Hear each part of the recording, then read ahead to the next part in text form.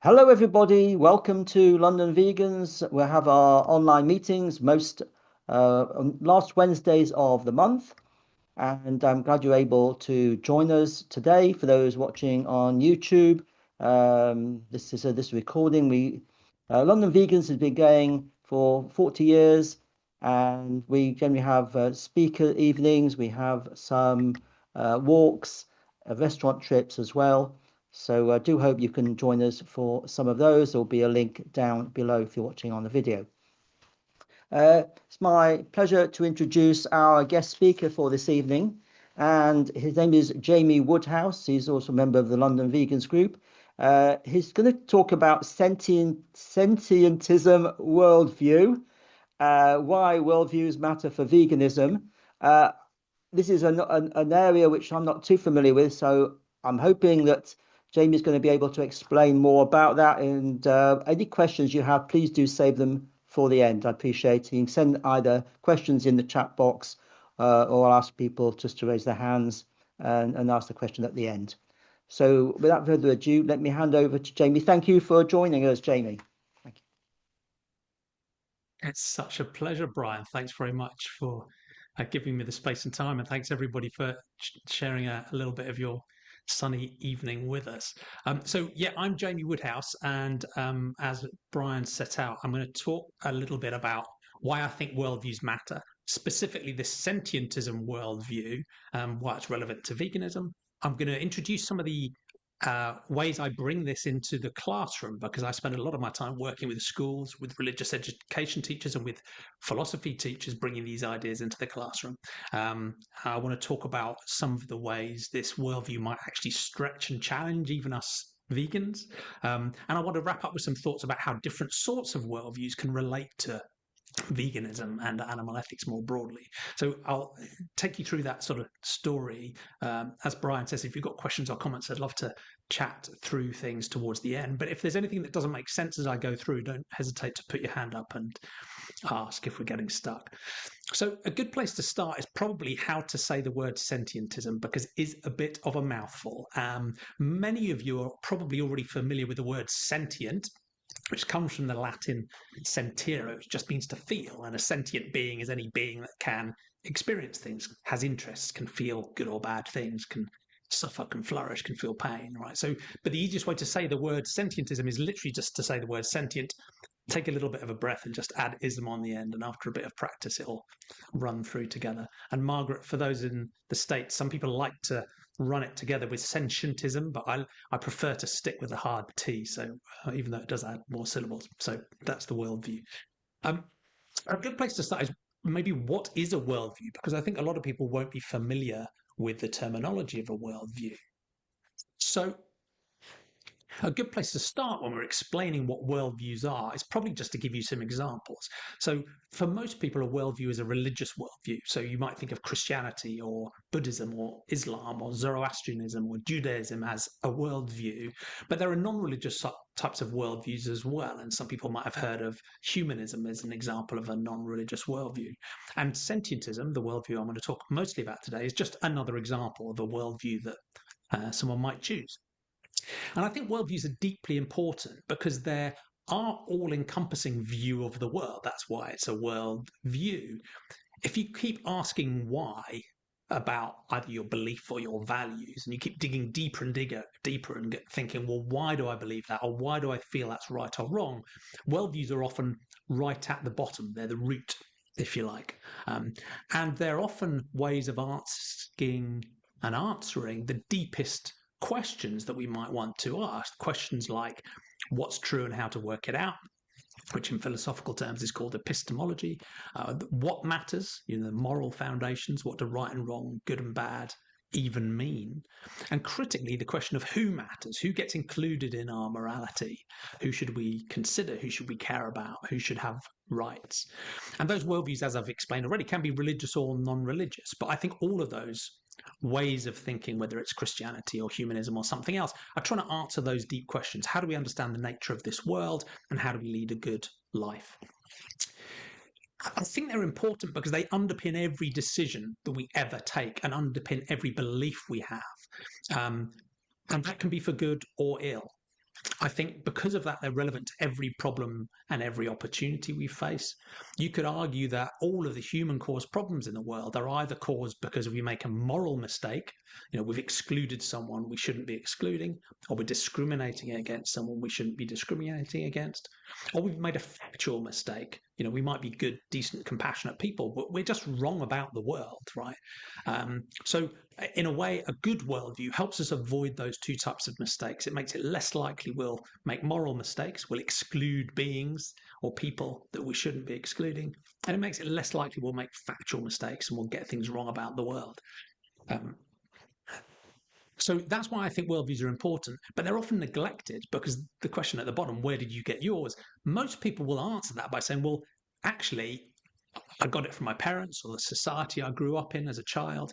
And I've never really looked back at that worldview ever since, right? Now, it's a bit different with vegans because quite often there's been a really important shift in most of our worldviews where we have looked at our worldview, we've challenged it and we've made a change. For most people around the world, they're just given a worldview as a kid and they never look at it again. And I think that's a real shame because, like I say, it underpins every decision they make for good or ill. So I should explain what sentientism is, and so you can put it on that menu. There's Christianity, Buddhism, Zoroastrianism, maybe 3,500 different religious worldviews, and there's humanism as well. And sentientism is trying to do the same job. It's answering those deep questions of how do we work out what's real, how do we understand the universe, and critically, how do we think about who matters. And in simple terms, it answers that what's real question by saying, look, we're not going to tell you what to believe. It's an unusual worldview because it doesn't have any dogmatic belief built into it. There's nothing you have to believe to be a sentientist. Instead, it suggests a toolkit. It says, look, we don't know what to believe. We don't know what's true. We're imperfect, evolved apes, right, staggering around this confusing world.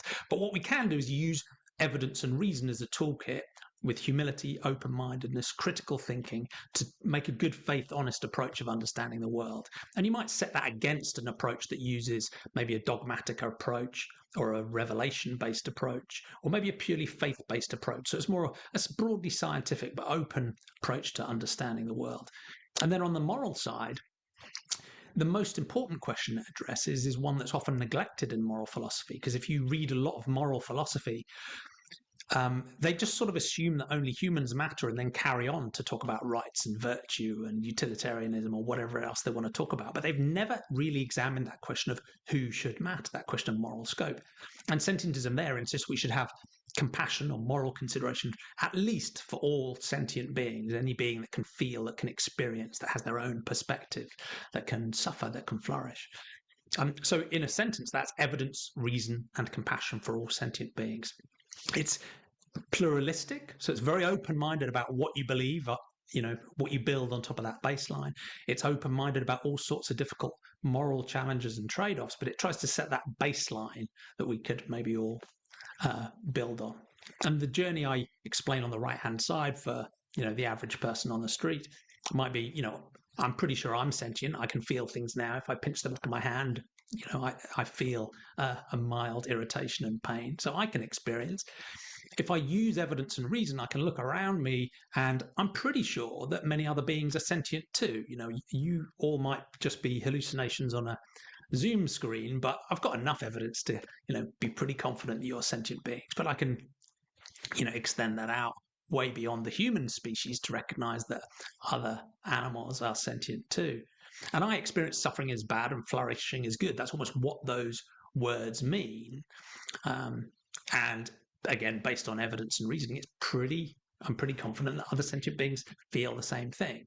And in any common sense appreciation of what morality is about, that concern for others, how things are going for them, what they value, what matters to them, what they're interested in, is the core common sense of morality. Whatever sort of approach we take to morality, that seems to be the core. And if we want to call ourselves moral, the sentientism stance is that we should, at the very least, avoid needlessly exploiting, harming, or killing any of those sentient beings. And we should ideally go beyond that and try and help them flourish too. And if we want the word moral consideration or compassion to retain any meaning, that seems like a minimal baseline that we should avoid needlessly exploiting or harming or killing them. So that's sentientism in a nutshell. It might be worth explaining the history of this idea because it's quite a new worldview. It's quite a modern worldview. and the word itself, sentientism, has only been around since the 1970s, where it was coined, interestingly, by people criticizing the idea. So although it's quite new, it is based on some very deep old ideas. And they are old ideas about how to answer those central questions. So at the top here, you have this what to believe question. And there are all sorts of different ways about working out what to believe. I talked about faith and revelation and textual authorities, or human authorities, where we might just choose to believe what they tell us. But there's another approach which feeds into sentientism called naturalism, which is this idea about using evidence and reason, a humble, open-minded attempt to understand reality by using information from reality. That's what evidence is. It's not just doing science, it's also using our own senses. So I'm pretty sure this phone and this mouse and this laptop exist. I haven't done any science. I'm just honestly using information from reality to try and form my beliefs. And I think that naturalistic idea is probably as old as humanity itself. I think even the earliest humans, hundreds of thousands of years ago, were, in a sense, they weren't doing philosophy, but they were using a naturalistic approach to survive and flourish on the savannah or wherever they lived, right? Using information from their senses and from reality to try and understand reality intelligently so they could survive. And you can push it even earlier than that. I think even before us humans evolved, non-human animals were basically doing the same thing. In a way, that's why sentience and consciousness seem to have evolved, was to help us not just sense, but also interpret and understand the environments we were in and to then navigate them successfully. So this idea of naturalism is maybe even older than humanity. But in terms of the history ideas, it tends to flow into, it doesn't always, but it tends to flow into ideas like atheism and agnosticism, in contrast to a religious or a supernatural view. Generally, people with a naturalistic way of thinking tend to be quite skeptical of the spiritual or the supernatural or the magical. Not always, and not dogmatically so, but there's a skepticism there. But then we come into the second big question, which is what and who to care about. So typically, if you I followed this path myself in a way. I grew up Christian, became an atheist when I was a teenager. But I didn't find atheism particularly interesting because it was just answering one question, saying, "Look, it's very unlikely there's a God." But it wasn't really a worldview. It wasn't explaining how to understand anything else, and it didn't talk about ethics at all. And that was one path that led me to humanism, which in a way adds on this stance that's saying, "Look, we can understand the world naturalistically using science and evidence and reason." But we don't need a God or the supernatural or the spiritual or the magical to justify being moral. We can just discover or decide to be good people, right? So the humanists will sometimes talk about being good without God as one of their sort of strap lines that says we don't need that stuff to be decent, good people. And in a way, that's what humanism is. It says, let's use this naturalistic approach to understanding the world, but let's also have a universal compassion, at least for all human beings. So there's a strong ethical stance there too, which makes humanism, I think, a robust, non-religious worldview. And of course, I don't think that people on this call would disagree. Humans aren't the only beings that matter to us morally. And the idea that it's not just humans that matter, again, I think is probably as old as humanity itself. So even if you go back to the earliest humans, many of them may have lived lifestyles where they had to hunt and harm and kill non-human sentient beings. But as you can see rippling through the ideas of animism, I'm pretty confident that even those early humans did acknowledge that there's a difference between a tree and a rock and a wild boar or a saber-toothed tiger. They recognized something in the animism of those beings that meant they were feeling, they were thinking, they were conscious, they were sentient beings that mattered in their own right.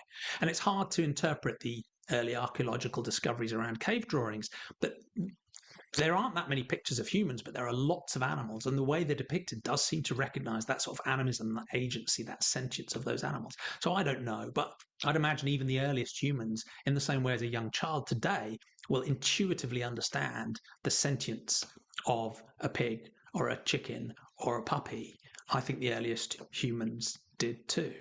Now, of course, in different aspects of human culture through the years and in different regions of the world, those ideas have been formalized in different ways, and you can see them flowing through both religious worldviews and non-religious worldviews. So even in some of the Abrahamic religions, which typically are thought of as being a bit more negative when it comes to non-human animal compassion, there are rich ideas about Christian stewardship or the Islamic idea of avoiding mafsada and harm that flow through those versions of religious cultures. But of course, when you think about the Dharmic religions, the maybe Eastern religions like Buddhism and Jainism and some aspects of Hinduism, the idea of ahimsa runs richly through those too and has done for hundreds, if not thousands of years. And the idea of ahimsa, which means either non-violence or doing no harm, was never restricted to humans. It always meant do no harm, not just to humans, but to any being who can be harmed. And a being who can be harmed is a sentient being. So that idea of ahimsa is old too. One of my favorite historical figures is the blind Arabic poet philosopher Al-Mari, who lived about 1,000 years ago in what is today modern Syria. And he interestingly combined both of these ideas.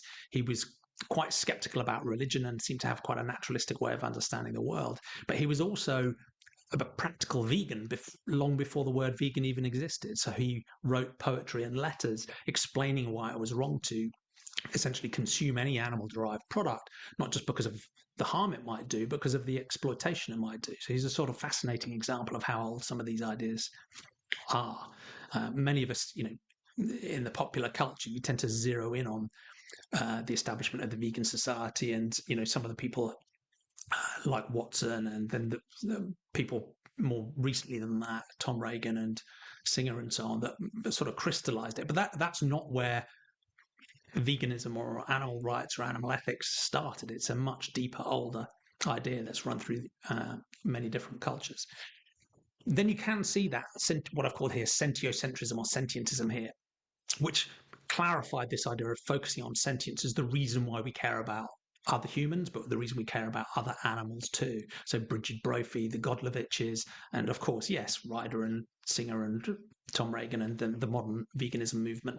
When you look at the founders of the movement, quite often they were referring to sentience as the grounding for that moral consideration. So Reagan often grounds his attribution of rights in sentience, and some of the early founders of the Vegan Society were explicitly talking about, the early definitions of veganism were about avoiding the exploitation of sentient beings, and they're explicitly using that terminology, so that runs through. So in a way, what sentientism is doing is bringing those two themes together, those two ancient themes together, a naturalistic way of understanding the world, open-mindedness, change your mind as the evidence changes, critical thinking, but also this sentiocentric idea that any being that can feel anything at all should matter and should matter seriously.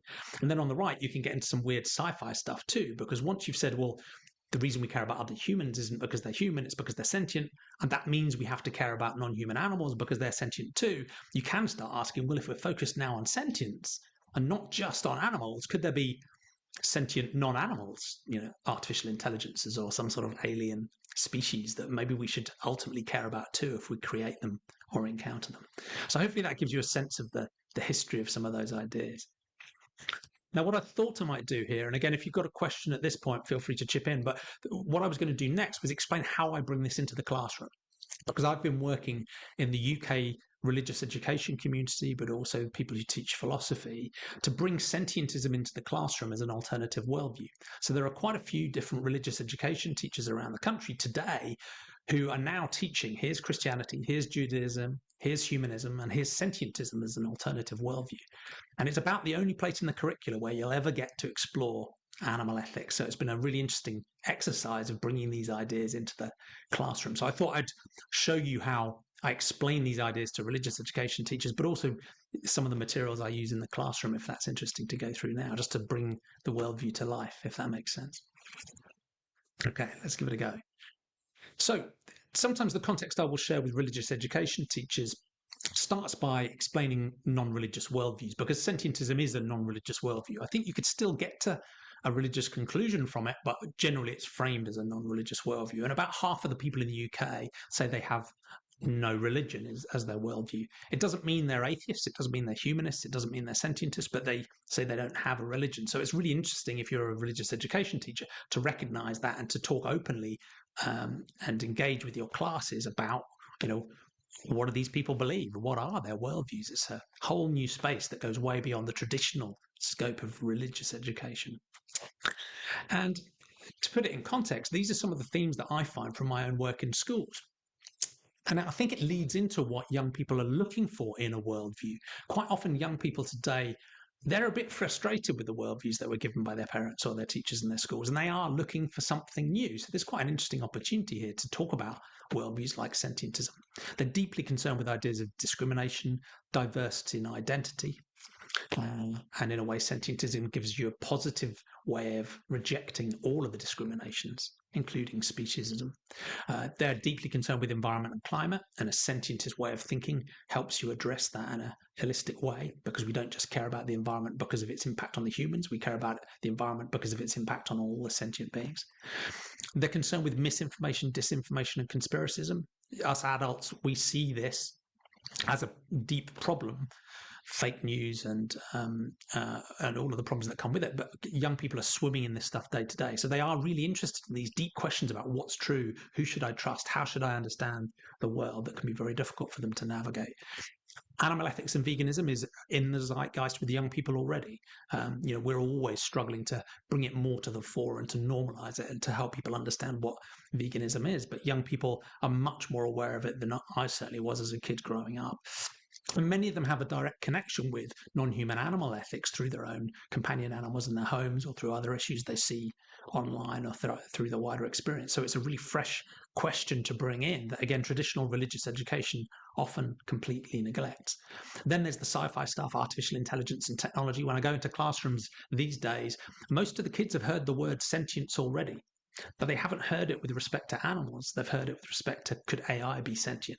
So again, that can be a little frustrating for us as vegans, given our priority, but it gives you another way in. If you might care about a potentially sentient digital mind because they could potentially suffer, then of course you have to care about the obviously sentient animals that really are suffering every day. And then finally, there's this wonder, awe, and curiosity that is so refreshing in the classroom. It's just such a buzz. It's probably the purest fun thing I do. Sometimes society and peer pressure crushes us out of us, but it's still there, and certainly the younger kids. This is how I might introduce sentientism as a worldview to a class of 10-year-olds, as an example. So again, it's a non-religious worldview, but it's trying to answer those same deep questions. How do we understand the world? What's true and who matters? And it says use evidence and reason to ground our beliefs and have compassion for all sentient beings. So it's quite a simple one-line introduction. And how we might explore that is firstly by starting out in the classroom, exploring all of the different things that might be true. So you can ask the kids to suggest the most interesting beliefs or the weirdest beliefs or the most important beliefs. And some of these might be right, some of these might be wrong, but they can be really exciting to sort of explore some of these ideas. One of my favorites to talk about is the one on the top left, where you can explain to kids that if you go up their own family tree to their parents and their grandparents and their great-great-grandparents, and if they go far up enough that family tree and then come down another branch, they'll realize that they are cousins with all of their classmates and their teachers. And that normally starts a miniature riot in a class of 10-year-olds, which is quite good fun. But then you can test that even further and say, if you go even further, you'll realize that you are related to all of the humans alive today and all of the humans who have ever existed. And if you go even further up and then come back down, you'll realize that you're also related to the companion animal in your home and to all the animals that exist on the planet today or have ever existed. And then you ask, and who had a banana for breakfast? And half the kids will put their hand up, and then they'll realize that even that banana was their cousin.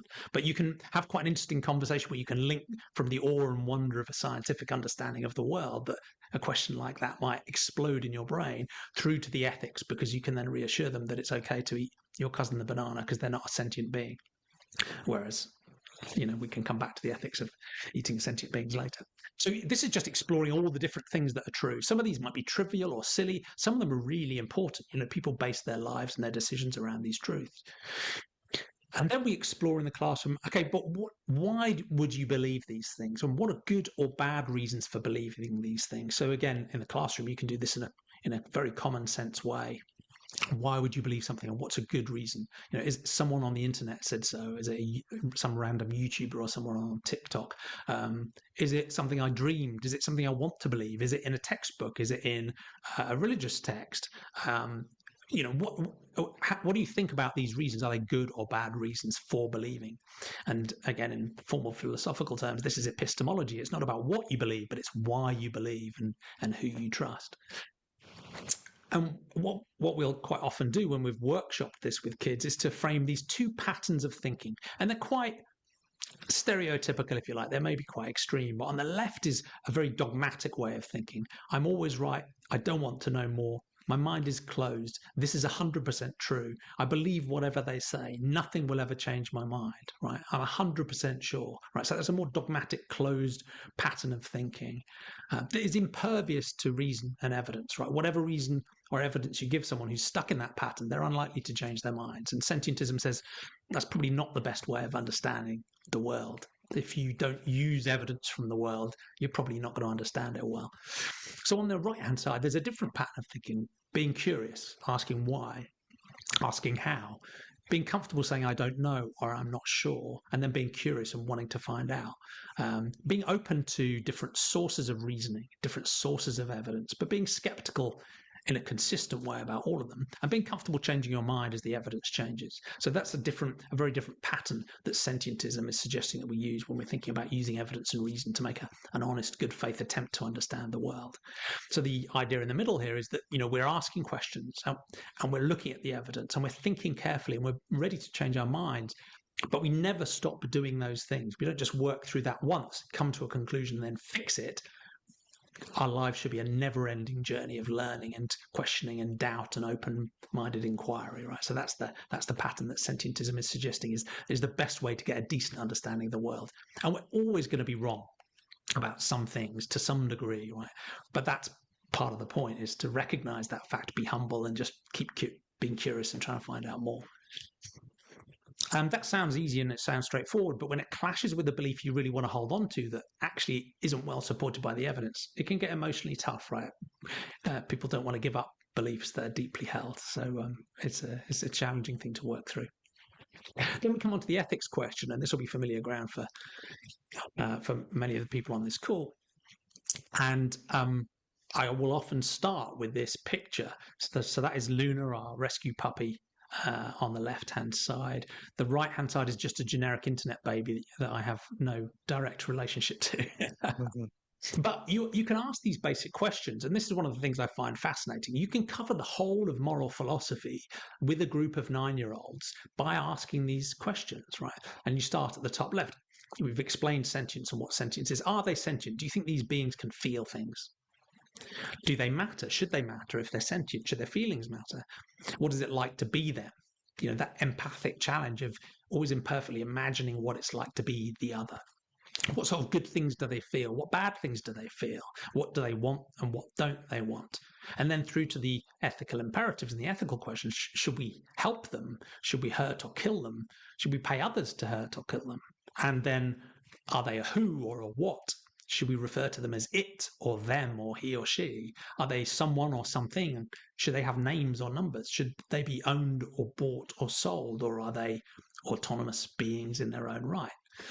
And you can have a really interesting conversation around that. And in a way, you're taking even these young kids through the basics of moral philosophy. And the answers are obvious when you're talking about a puppy and a baby. And you can tell what I'm going to do next, because the next slide explodes that challenge. It asks exactly the same questions around the outside, but it then blows our minds by demonstrating the sheer range of potential sentient beings. So again, if we recognize we don't just care about humans because they're human, but because human beings are sentient beings, that leads us to caring about non-human animals because they are also sentient beings.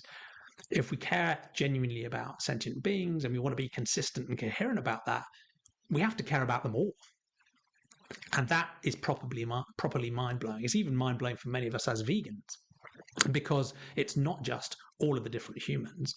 It's not just all of the humans that are subject to, the non-human animals who are subject to human exploitation in laboratories and farms and in entertainment and elsewhere.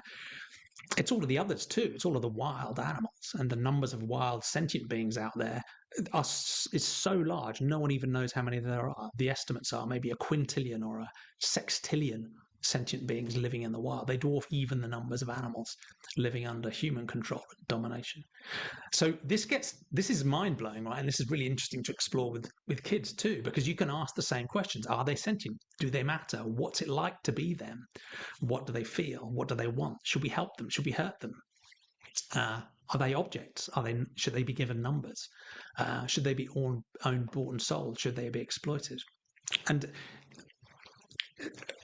quite often with the older kids, I will explicitly ask them to, yes, engage with the moral philosophy question, but also to be very aware of what's going on in their own minds as we go from that previous slide with the easy questions about puppies and babies, human babies, to this slide asking, can you hold that consistent ethical view when we explode the number of sentient beings that are out there? And provocatively, maybe there's even a hint at a digital mind in the middle there, just to keep the sci-fi fans excited. And then we can bring that down to so again, that's a difficult, challenging conversation, but hopefully framed in a way that gives real philosophical depth, but in a way that even a 7 or a 8-year-old can understand. And then you can bring it down to earth. And again, you can do this in a age-appropriate way, and there's all sorts of different ways of doing this. But one obvious way we can do this, which is highly relevant to us as vegans, is to put that into practice and say, well, if we do have moral consideration, serious moral consideration for all of these sentient beings, let's think about the case study of animal agriculture. And just do the ethical thing, right? The basic moral question is, imagine what it's like to be someone else. Get our heads around, as far as we can, what it is they want from their life and from their experiences. And then think about, okay, what are we actually enabling? And here, obviously, the contrast is stark, right? Most sentient beings, particularly the social ones, basically want the same stuff as everybody on this call. We want to live long, happy lives with our families. That's pretty much it. The more independent sentient beings might not be so bothered about family or group relations, but they still want to live a long, happy, fulfilled life, whatever that means for them. And the reality of what they get on farms or in laboratories or in entertainment is very different. And I don't need to explain that to you, but it's useful to be able to engage with these cases for two reasons when we're illustrating the worldview. One is obviously the ethical question, right? We're treating these sentient beings, they matter. We should have compassion for them. We should care about them. We should have serious moral consideration for them. But it's also about the facts. It's also about the evidence and reasoning. You have to look at the facts of the situation, right? Because without the facts, you can't even do the moral comparison. So that's why both halves of a worldview are really important. You need to use the evidence and reasoning, and you have to have the compassion. Neither is sufficient without the other. And then you can lead in the classroom into questions about, how can we help? And you can talk about companion animals, farmed and wild-caught animals, human animals, wild animals, laboratory animals. And depending on, the context in the classroom and how much time you have, you can get into some quite practical ideas about what they could do, right? Should they get in touch with plant-based schools and change their catering? Should they change the sorts of trips they do in schools? Are there things they can lobby for or write to their MPs about? And are there personal things they can do in their own lives that could make things better for all of these other sentient beings, including veganism, of course. But I think it's also interesting in the classroom, particularly with some older kids, is to explain just how radical worldviews are. Because if we take any worldview seriously, it doesn't just affect one specific thing about the lives we lead. Ultimately affects everything because it underpins all of the beliefs we have and everything we think about ethics. So there's some examples here that I use in the classroom of reimagining a sentientist world. If we really took, evidence and reason seriously as our basis for understanding the world, and we seriously had compassion for all sentient beings and put that into practice, what would the world look like? How would our environmentalism change? What would our education systems look like?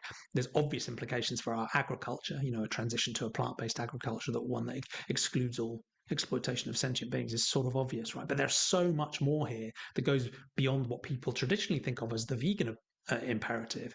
You can think about implications for language and culture. Of course, you can think about sentient rights, rewriting the Universal Declaration of Human Rights, but you think about implications for politics and economics. Should non-human animals be represented in some way in our politics? So again, there's a whole world of thought experiments that go way beyond the traditional vegan agenda that we can explore in the classroom. And there's a couple of examples here. One is rewriting the Sustainable Development Goals. So many people will criticize sentientism and say, look, I go way beyond sentientism because I care about the environment. I care about all living things or ecosystems, right? This SDGs are really important.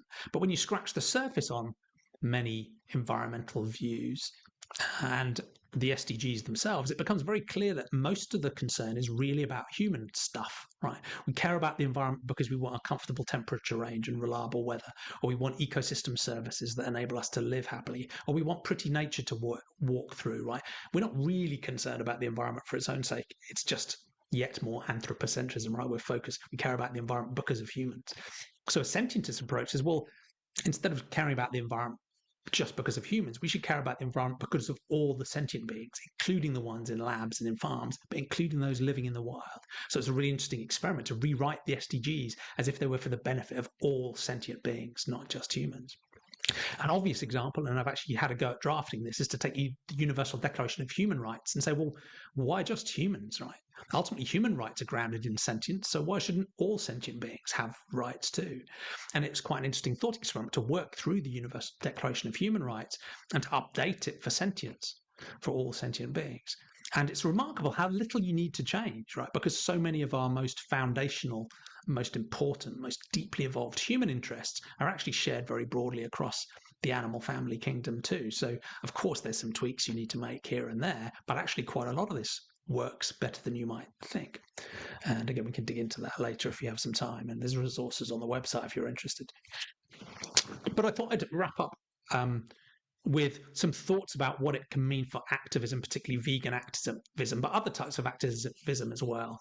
So sentientism, one, it's a way of working with people like humanists or atheists or rationalists or skeptics or free thinkers, people that already have a sort of non-supernatural worldview, to help them understand why their moral concern for humans is really grounded in sentience and why that should take them into the animal agenda and to carry about non-human sentience and veganism. So it's a really interesting way of pulling those people in our direction. It also provides human rights activists with a rational basis for their own advocacy, right? The reason we should reject all of the intra-human discriminations is because of our common human sentience. Because the traditional way human rights activists reject intra-human discriminations is by saying, well, we're all humans. But by doing that, they're then separating us from the non-human animals, which then causes all the problems we're very aware of. Whereas if they reject the intra-human discriminations because of our common sentience, not our humanity, that avoids the speciesism risk of deprecating non-human animals. It's also useful because it sets what in technical terms is a non-maleficence baseline for our treatment of non-human animals and other humans, that I think applies whether you take a rights approach or a utilitarian approach or a virtue ethics approach or a care or relational approach. It basically says a common sense approach to morality means whether or not and how we care about others. If the words care and moral consideration and compassion are going to have any meaning at all, they should at least mean we wouldn't needlessly harm or exploit or kill each other. If Brian was to say to me, look, I care about you, Jamie, but I'm now going to exploit you brutally or hurt you, I'd go, Brian, you clearly don't care about me, right? Those words have to have some basic meaning. And sentientism sets that baseline, insists that we can't have a tokenistic compassion or care. It has to be real, grounded in that at least minimal non-maleficence baseline of avoiding exploitation, harm, and killing. I think it helps vegans and non-human animal advocates extend our compassion beyond farmed and exploited animals to think about liminal animals that might live in and around our human spaces, but also wild animals. That's a really challenging topic, wild animal ethics. I'm not sure what to do about it, but one thing I am sure of is we shouldn't exclude them from our moral consideration. It's also a useful tool for rejecting supernatural, unfounded, or fabricated justifications for needlessly causing harm to sentient beings. So many religions can be quite pro-animal, as I will explore in a moment, but some do use a religious justification for excluding non-human animals. Humans are at the top of a hierarchy. Non-human animals don't have souls. We were given dominion. We can reject all of those arguments using a sentientist worldview. I think it also enhances the credibility of us as animal activists because we are committed to grounding our beliefs and our understanding in reality versus the wishful thinking of supernaturalism or various other aspects that can potentially undermine the vegan movement if we're not committed to understanding reality as it is. That can be challenging for many of us because many of us do hold on to beliefs that we don't, we're hesitant about giving up. It can remind environmentalists, post-humanists, transhumanists, and AI people of the immediate imperatives of non-human animal ethics. So it can be irritating hearing people talking about potentially sentient artificial intelligences, but it does give us the opportunity as vegans to engage with those people and say, well, it's wonderful. You seem to care about potentially sentient artificial intelligences. That must mean you care deeply about the obviously sentient animals that we harm and farm and exploit today. So you can bring these people back to the imperative of the non-human animal ethics question while acknowledging those broader challenges too. And I also think it's future-proof because it doesn't focus on a particular biological classification or a particular type of being. It instead says, if you're a sentient being, if you can feel stuff, then you matter. And it doesn't matter what you are or who you are. It doesn't matter your species, your looks, your caste, your gender, your sexual preference, your intelligence. Doesn't matter. If you're a sentient being, you matter, and you should matter seriously. And I think the final thing is that it can help resist cultish or high control behavior patterns in activist movements, because the compassion that sentientism insists we have includes a compassion for our fellow human sentient beings. And we should not just reject speciesism, but we should reject intrahuman discriminations and harms and exploitations too. And the final thing I'll say before opening up to questions is, on the one hand, in a way, I'd love to, persuade all of the 8 billion humans and the powerful artificial intelligences to adopt a sentientist worldview committed to evidence, reason, and compassion for all sentient beings. But in the meantime, one of the things I found really encouraging is working with religious education teachers and people of all sorts of other worldviews, including religious ones, to understand the resources there are within religious worldviews that can draw them in our vegan, compassionate direction. We've talked already about the idea of ahimsa, and we're happy to send these slides around so you can click through, because there's some resource links here about Hinduism, Buddhism, Jainism, and how those ideas run richly through into a vegan imperative. In Islam, there are ideas of compassion and mercy, avoiding harm, stewardship, that in many cases in the Quran and the Hadiths apply explicitly to non-human animals. These are not just human imperatives. I had an interesting conversation on my YouTube recently with Pakistani Muslim whose considered view is that basically almost all slaughterhouses around the world are haram under Islamic law, if you actually take it seriously.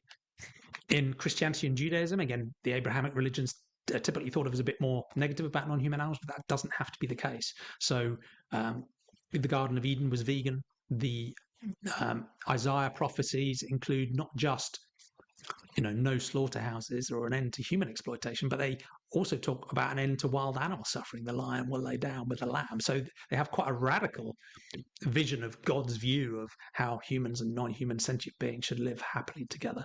And this phrase is actually in the Catholic Catechism, is contrary to human, it's contrary to human dignity to cause animals to suffer or die needlessly. Now, of course, that word needlessly is doing a lot of work, because some people will say, well, I really need a bacon sandwich. But, in a vegan community, it's pretty clear that the vast majority of animal agriculture and exploitation is absolutely not needed, which would lead this direct Catholic catechism to have an imperative to transition to a plant-based agricultural system and the end of animal exploitation. Now, I'd love it if all of the Catholics around the world agree with me, but the resources are there, right? You can, similar things in the ITAL idea from Rastafarianism, I won't drag you through the whole list, but I've found it really encouraging how most of these different worldviews do have some resources that can extend our compassion way beyond the human. And then there's just a bunch of resources at the back. So yeah, in the time we have left and in the informal slot afterwards, I'd love to know what you think, answer any questions I can. But hopefully that was a useful run through.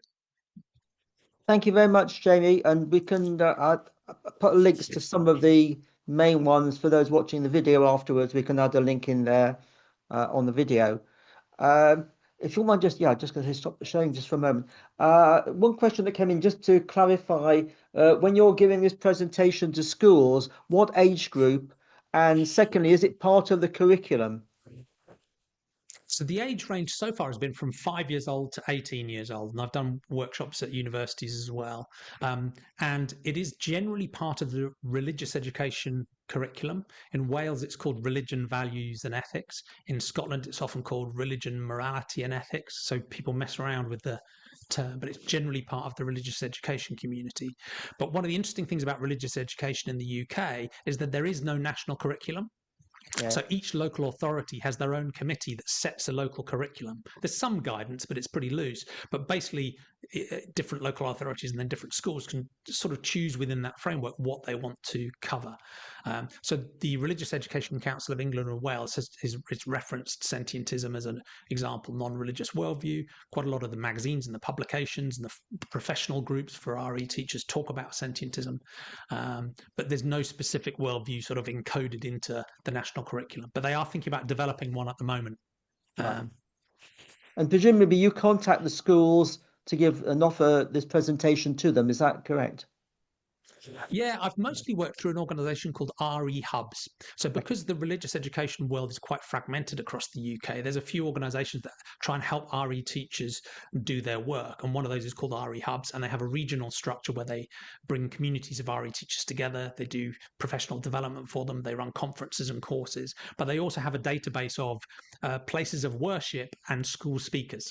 So I've qualified as a school speaker for Sentientism, so most of the requests come through there. But yeah, you can also reach out directly to schools and offer to do a free lesson or a free talk and approach them directly. So it's been a mix so far, but mostly through RE hubs and established RE organisations. Okay, thanks. Nicole's got a hand up. Nicole, do you want to unmute yourself? You got a question to ask? Oh yes, I was just really fascinated what we were saying about religion. I'm a Christian and vegan, and I was wondering what resources do you have for vegan Christians? I'd agree with you that Christianity can be vegan, and the original Christianity was vegan. If you look at it, and Eden was vegan. Like God said, create the plants for food, and you're right that it wouldn't be kosher or halal to have any meat because you cannot consume blood, and all meat has blood in it. So, when God says, anybody who sheds blood, their blood should be shed, I don't think it's saying that we should have the death penalty. Personally, how I interpret that is that we all have the same blood. We're all sentient beings, and we should not, that if you consume blood, it's as if your blood was shed. I take that more as a metaphor. And I think that's what God was saying. And when people, they said, sacrifice the animals and God liked the smell. I think that was an add-in because it's anachronistic. If you look at that, that's anachronistic because the Mosaic laws were not there yet when this story of Noah's Ark was meant to be. So I don't think that Noah ever sacrificed animals. I think that's something that was an add-on. And if you've seen Conspiracy, you'd realize that there was a lot of mistranslations about Jesus and fish consumption, and it was actually seaweed. There's a whole lot of misinterpretations and mistranslations that have been unfortunately used. And unfortunately, because of the corruption of Scripture, this is why I think a lot of people either don't believe in Jesus or don't believe in God at all, because they can't understand how there could be suffering, and they just reject a lot of. Yeah. I just want to let Jamie answer what you've just said, and we can carry on. Jamie. Yeah, I agree. And I've interviewed quite a few people who actually moved away from a religious worldview because of their animal ethics, right? They couldn't understand how this made sense. And also because they couldn't understand how there could be this much suffering of non-human animals at our hand, but also in the wild, if God is perfectly benevolent and all-powerful. It just didn't make sense. So the resources, there's one called becreaturekind.org, which is worth looking at. And I've interviewed two of the world's best thinkers on Christian veganism, David Clough and Matthew Halterman. Both have written amazing books. But their simple story is, in the beginning, the world was basically vegan. In the end, whether it's the Isaiah prophecies or in heaven, the world will be vegan. And in the middle, we've fallen, right? That's the problem. We've fallen from grace. And what we're supposed to be doing if we're Christians, I'm not, but if you're a Christian, you're supposed to be getting back to that state of grace. And that has to include veganism, basically. So that's roughly the story they tell. But yeah, if you click through the slide that will get sent around afterwards, or look at becreaturekind.org, or look for Matthew Halterman or David Clough, there's so many resources, yeah. Agree, Nicole. Thank you. Richard? Yes, I don't, thank you. I don't adhere to any religion like the previous speaker, but what I'm interested in is I'm interested in psychology, and I'm interested in the idea that the earth is also sentient. The earth has a soul. The earth has the ability to not want certain things to be done to it, like rivers don't want to be polluted. I mean, there have been attempts to have rivers seen as persons, or nature and Gaia, and yes, and like they did it in India, then they reversed it, where they granted the Ganges person status, and he had rights. But then they reversed it, I think. But I'm interested in the idea of the earth as a sentient being. So sentientism, one of the annoying things about it as a worldview is it doesn't tell you who is sentient. It just says, use evidence and reason to work it out, right? So it doesn't have any dogmatic, boundary of sentience or even a definition of sentience built into it. So it leaves that question open. But I think if you have a good faith approach to using evidence and reason, I mean, I'll tell you where evidence and reason has led me.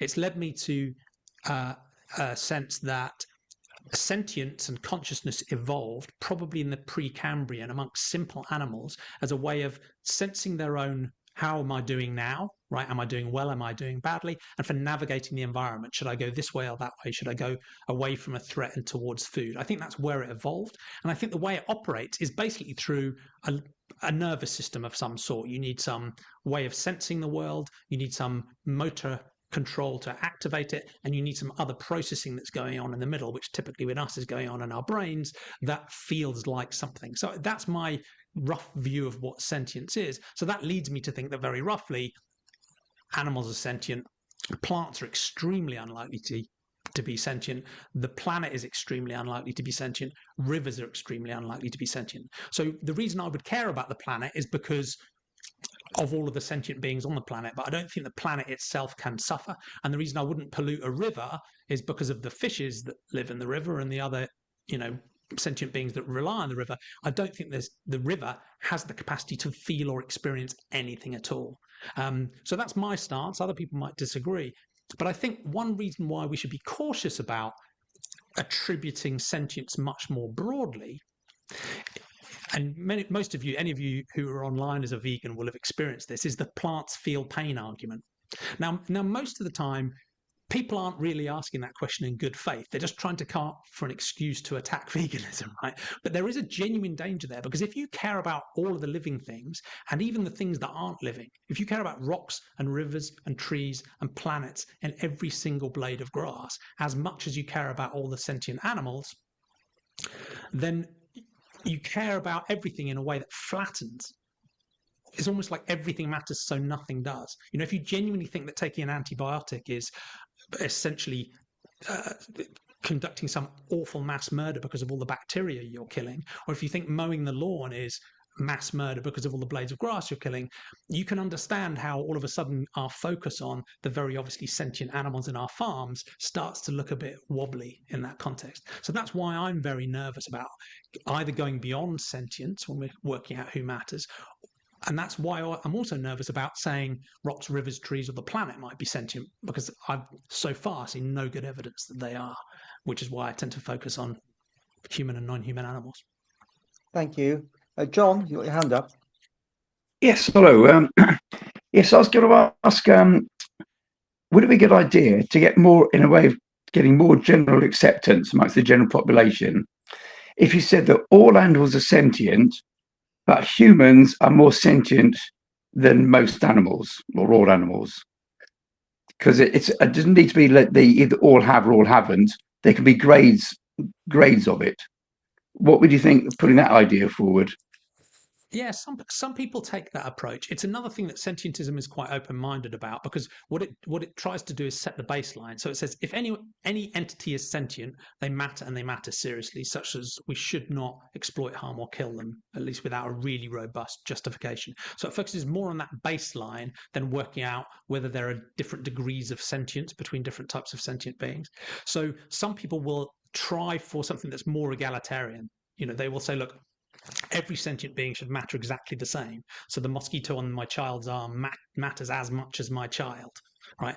And in a way, that's an attractive idea, but it's also quite a difficult one to stick with, right? To really take seriously, given the range of sentient beings that are out there. Others will say maybe there's a different degrees of sentience, so maybe a more sentient being would matter more than another. And I think there might be something to that, but we do need to be a little bit careful we're not building some other sort of hierarchy in that just puts humans at the top. So the approach I tend to take personally, and other people would disagree, because sentientism, like I say, is quite open-minded about it. It just sets the baseline. The approach I tend to take is more about all sentient beings matter, but different sentient beings have different interests, and they have different intensities of interests, and that means we can treat each other differently. And I think that works even amongst humans, right? We don't all want the same thing, so we can treat each other differently. And I think that does give us space to recognize, not because of species or not because of ability, but because of the differences of interest, that leaves some space for us to differentiate and prioritize. And I think we also have to be pragmatic about the fact that, I might, even in human ethics, I believe in universal human rights, but I will still prioritize my family unapologetically, right? So I think, there's still some sort of pragmatic space. So sentientism says, let's set that solid baseline. You need a really strong justification for exploiting, harming, or killing any sentient being whatsoever. But then it does leave some flexibility and, other ethics for us to fight over above that. But that is one approach that some people do take, is, different degrees of moral consideration. I've got another quick question. Can I another one? Would it be a good idea to try to get sentientism legally registered, and then it can appear on the census forms every 10 years? Yeah. Because Jedis now, you can vote, say you're a Jedi, you believe in Jediism. And so maybe you get sentientism included. I would absolutely love to do that. Yeah, that's a good idea. Do you know how Jediism got on there? I should look into it and see if we could do that. I don't know if it just needs enough people to write it in on the census as a manual thing, and then maybe they'll have to add it. I'm not sure, but I bet if you Google it on AI, it'll come out with how they did it. Yes, I love the idea. I'll have a look into it, John. Thank you. Yeah, thank you. Yep, cheers. What defines a worldview as different from a philosophy, or are they one and the same? So a philosophy can be quite narrow. So you can have a philosophy that is about, you can have a philosophy of mind, which is okay, what is consciousness? And all that's doing is answering that one question. You can have a philosophy that's about ontology and what do you believe, but it doesn't talk about ethics. Or you can have moral philosophy, which is talking about ethics, but isn't talking about what you believe. So I think you could describe a worldview as a sort of philosophy of life, but it needs to be a bundle of a bunch of different philosophies that add up to something coherent that really frames the whole way you see about the world. And interestingly, a lot of people will think about veganism as a worldview too. So sometimes it's taught as an alternative worldview, but I think to be a worldview, it can't just be about the current definition of veganism, because I think that's quite specific. It needs to be grounded in something that's broader and richer, that goes way beyond a stance against the exploitation of non-human animals, for example. To me, that's still a little bit too narrow to be a full worldview. You still need a bunch of other stuff. So veganism, as classically defined, doesn't really tell you anything about what and how to believe. And it doesn't necessarily tell you how to behave to beings that aren't subject to human exploitation. And I think, a full worldview would help answer both of those questions. Ultimately, a full worldview helps us answer all questions. Right. Thank you very much for that. We've come to the end of our time, so I would just like to wind up the meeting by saying a big thank you to Jamie for taking time out and explaining to us about sentientism worldview. I'll get it right one day.